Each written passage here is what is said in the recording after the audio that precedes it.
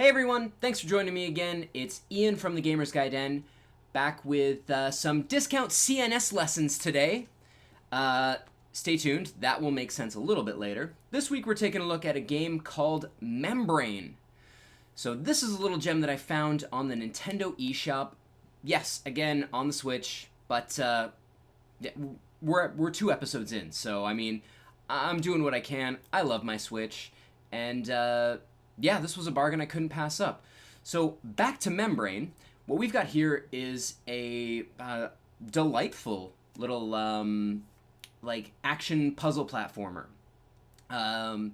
You have to collect up to 2 of these orbs. We'll call them orbs throughout each level, and exit the level. So once you've got, I guess, at least one of them, you can complete the level and move on to the next level. You've got, there's 45 levels across 7 different stages, all inside your body, which is really weird.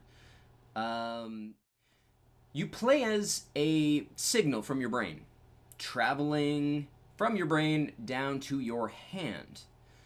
Super weird concept, but it won't make any more sense the further I go.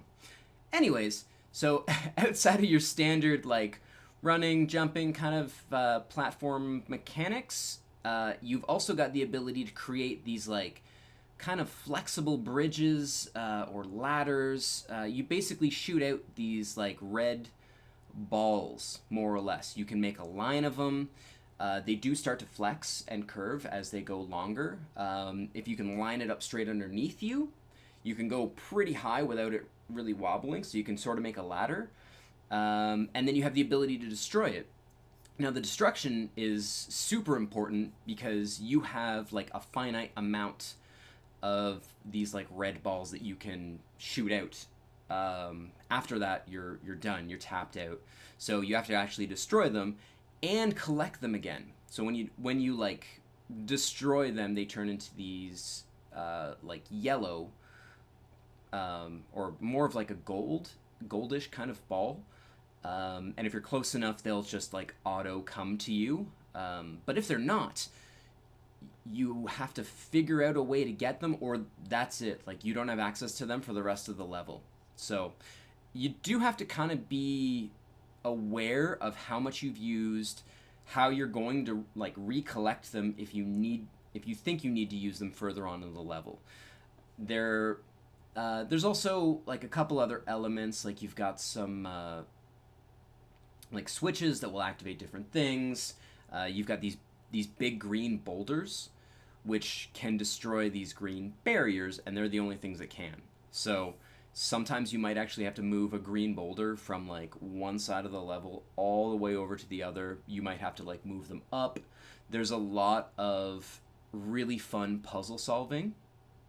Now, your red balls can stick to pretty much anything. And you're going to think that's going to make everything pretty easy. Now, there are some surfaces that have a hard white outline on them, and they will just fall off. Now, sometimes you can use that to your benefit, where you can bank stuff off of them to like arc it up to a place where they will stick and actually make a bridge that way. So there's a lot of thinking outside the box and finding new solutions to solve these various problems. And then you've got your typical platform elements, like you've got murder liquid, which we'll call it, which in this case is pink.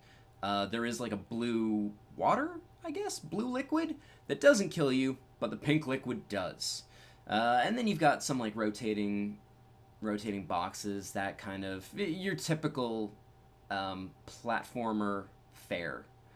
So that's kind of the gist of the gameplay. Now, my impressions were pretty positive. There's a lot of game here. You've got 45 levels, and then you've got 3 unlockable like bonus levels based on how many orbs you collect. I believe it's 30, 60, and 90 you need to collect to unlock each of them. Yeah, and there's a lot here. This reminded me quite a bit of The Baba Is You. If you've been watching the show for a while, you'll remember I talked about this a couple of times. And again, something I had a lot of fun with. It has that very lo-fi visuals. This isn't going to blow you away visually, but I did like their use of color. There's a lot of neons, and on the black backgrounds, they really do pop.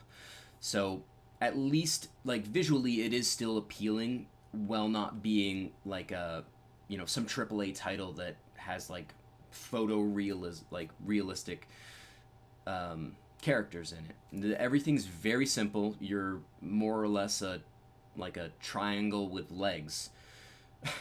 But yeah, it's a lot of fun, and it does share a lot in common with the Baba Is You, especially in that the levels don't have a set solution. The developers actually talk a little bit, or well, I guess the developers pass on, or their marketing people, if they have them, that there's no like single solution to each of the levels, which you really can see. Now, I will say that I did reset levels occasionally when I had something in my mind that I wanted to accomplish, or when I looked at a level and I'm like, okay, I think this is what I need to do to get through this. And if it didn't go just as I wanted, I would just reset it and start over again. Sometimes I wouldn't, though. Sometimes I would start doing something, it wasn't working, but I could see that the solution might actually get me through the level, so I would just kind of continue on and follow through with this, I guess, failed success plan. And yeah, that to me is a lot of fun. I like being tasked to think outside of the box, because not a lot of games will do that nowadays. A lot of games have a set path that you're following, or at least one of several set paths that you're following. This just kind of gives you a sandbox and says, yeah, figure it out. That said, I didn't find I had a lot of trouble with the levels until I hit 1. And I am still there. So I played probably about 2 hours, and I hit this point, and I think I know what I have to do to get through it. I just haven't been able to do it successfully. So I've tried a couple times, I've tried a dozen times, and I keep failing, and I got a little frustrated. So I put it down. I decided, hey, I'll come and I'll talk about it for a little bit. But even talking about it right now, I want to go back and play it again, because it is a lot of fun. I like something that I can pick up and play for 5 minutes and still feel like I accomplished something, and still feel like I had a video game experience without having to go through all of the, I guess, drama. Loading up your save, and then like getting into the game, and then trying to accomplish something, and then saving again. Like, there are some things that you just can't play for 5 minutes. This is a game that you can. You can play it for 2 minutes. There's no sense of loss if you have to turn it off in the middle of a puzzle, because you just start it over again. So let's get down to brass tacks on this guy. It cost me 14 cents after tax. It was 12 cents and then 14 after tax. Like, this is a no-brainer. Like, go buy this game. If you enjoy puzzles at all, go buy it. You probably have like 12 cents worth of Nintendo coins sitting around. Buy this.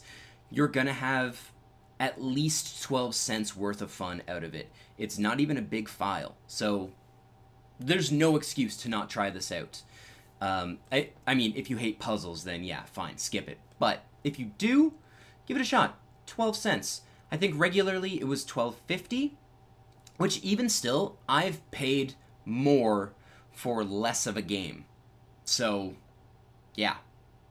I wouldn't have even been upset if I spent $12.50 on this, and I think that says something. But the fact that it cost me 12 cents plus tax, so sorry, 14, yeah, I would buy this again. I would send this to people. Not because I'm cheap, but because it's actually a lot of fun. So this is my recommendation to you.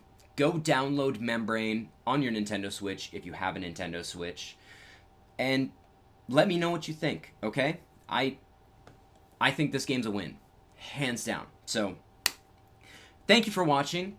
Let me know what you guys found on the cheap this week, and I will catch you next time.